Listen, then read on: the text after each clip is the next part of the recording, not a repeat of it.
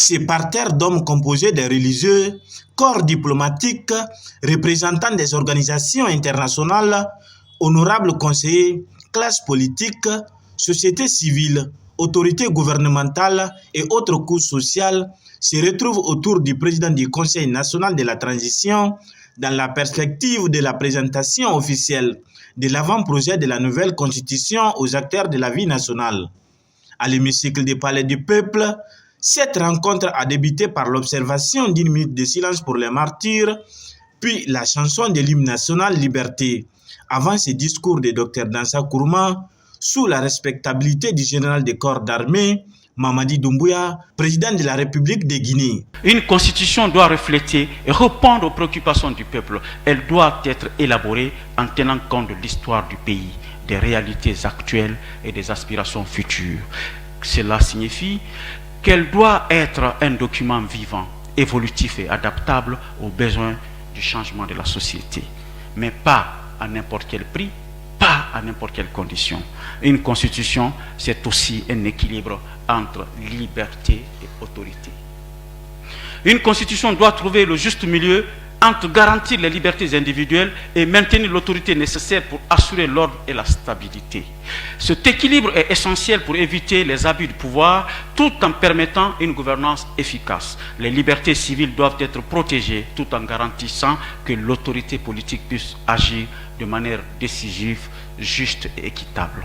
Du point de vue structurel, une constitution est aussi et surtout des institutions et une culture de gouvernance. Elle doit d'établir des institutions solides et des pratiques de gouvernance qui incarnent son esprit. Les institutions doivent être conçues pour fonctionner de manière rationnelle et efficace. Cela inclut la mise en place de mécanismes de contrôle et de responsabilité pour assurer la transparence et l'efficacité du gouvernement. De fil en aiguille, Honorable Jean-Paul Kotabendouno étale l'architecture de l'avant-projet de la nouvelle constitution.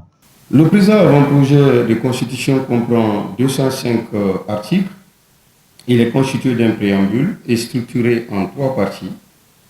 Chaque partie est constituée de titres, eux-mêmes structurés en sous-titres. Cela va sans dire qu'il existe des chapitres sur lesquels nous ne nous étalerons pas. La première partie est consacrée à l'État, aux principes fondamentaux de la République, aux droits et devoirs. La deuxième partie traite des institutions de la République. La troisième partie traite des titres spécifiques, le qualificatif spécifique étant dicté par l'inexistence d'un rapport de connexité nécessaire permettant de les rassembler dans une même colonne qu'on pourrait qualifier d'une manière univoque. Pour ce qui concerne en l'occurrence la première partie, nous avons donc un titre consacré à l'État, à la souveraineté, aux principes fondamentaux de la République, un titre 2 consacré aux droits, aux libertés, aux droits et aux devoirs. Concernant la deuxième partie, nous avons un titre 1 dédié aux institutions gouvernantes, un titre 2 consacré aux institutions juridictionnelles et un titre 3 consacré aux institutions d'appui à la gouvernance démocratique.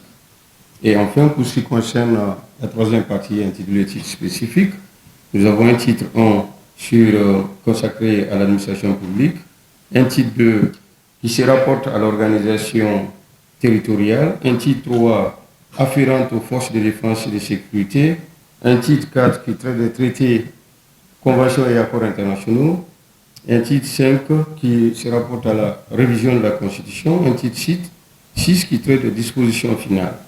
Concernés, ces têtes de formation politique ont soulevé leur première lecture. C'est un travail sérieux par des juristes qui sont qualifiés, mais en ce qui concerne les problèmes de fond, il est trop tôt de se prononcer. Il faut avoir le document et tout le monde va lire ces documents à tête reposée et se poser des questions fondamentales. Est-ce que ça garantit toutes les libertés telles qu'on le souhaite? Est-ce que ça stabilise le pays? Est-ce que l'engagement qui a été pris par les militaires quand ils sont venus au pouvoir de ne pas se porter candidat, est-ce que c'est respecté? Que dit la Constitution? Voilà, donc il y a des questions de fond, au-delà des problèmes d'âge. Écoutez, l'exemple type est l'ancienne Constitution, qui avait une intangibilité très forte de 10 ans, que personne n'avait le droit de franchir. pas empêché l'ancien président de la République de marcher sur la constitution passée. Donc je veux dire que les textes sont très beaux, à condition que les hommes soient vraiment engagés pour défendre la démocratie dans notre pays. Donner la charte terroriste à des narcotrafiquants de devenir députés demain, cela risquerait d'être un frein à l'épanouissement de la politique dans notre pays. La Constitution est la loi aux chartes fondamentales qui détermine la forme du gouvernement, qui règle les droits politiques des citoyens et qui dicte la politique d'un État, dont elle peut présenter une physionomie présidentialiste ou parlementariste. Cet avant-projet de la nouvelle constitution guinéenne comporte 205 articles ayant un préambule structuré en 3 parties et chaque partie dégage des sous-parties. La première partie consacrée sur l'État, la seconde met l'accent sur les institutions républicaines et la troisième traite les titres spécifiques. À souligner que ce présent projet touche tous les secteurs de la vie du pays.